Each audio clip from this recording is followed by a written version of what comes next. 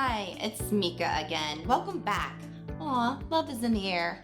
With Valentine's Day coming up, I'm always reminded of all the opportunities to remind you how you can update your benefits and take advantage of other incentives when there is a qualifying life event that happens in your life. Things like marriage, welcoming a new child into the family, and others allows you to take advantage of some really great benefits if you haven't already.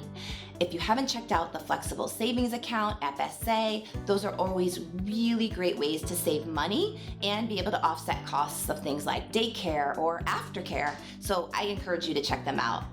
You can also enroll in emergency backup care programs in your agency if they offer those. They're great ways to be able to safeguard you if you're ever called in for a mission and need some help when there's actually a sick child at home or you have a mission requirement that needs to call you into the office.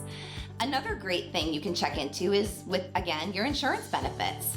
Many times, new parents are able to take advantage of free childcare kits, lactation pumps, and even lactation support for new parents. So I encourage you to take advantage of all the ways you can maximize your benefits when there's a qualifying life event in your life. If you have other ideas or suggestions, why don't you comment here? Or you can reach me at mika@govloop.com and of course on social at any time. Thanks so much.